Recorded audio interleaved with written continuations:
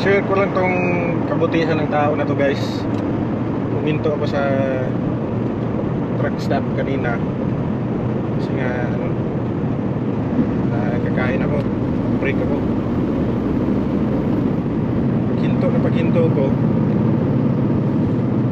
maya lang mayroon lumapit sa akin, may dalawang pirasong dalawang ganito. Kaya lang kung ano yun, bibigay niya pala sa akin, hindi ko naintindihan kagad. Kala ko ibibenta niya.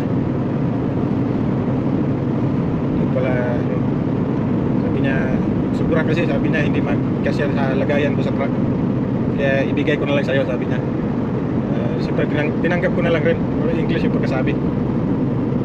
Nakuhaan ko ng konting film dun sa pagbigay niya sa akin. Ito, panoorin niyo to, guys. Tell me your kindness. There you go, sir. Thank you, sir. You're welcome. Have a good day. Yeah, you too.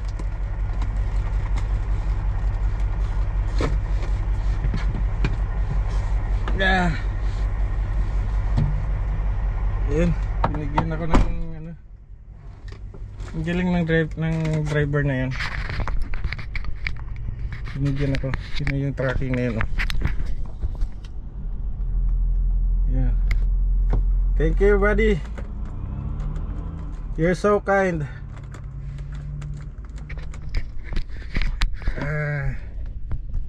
Galing, binigyan ako ng sobra daw niya. So siyempre tanggapin natin, blessing din to. Magkano din to sa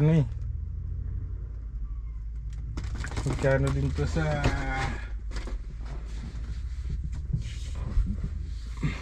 Walmart, mahal din yan.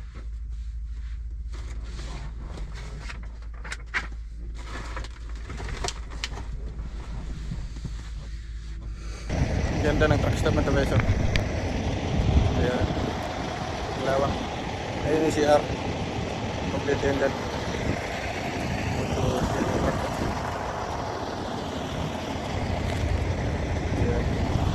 Tagal ko bago naka-pinto dito ulit, siguro mga 3 buwan, kasi hindi lang ako pabalik-balik sa park ng South.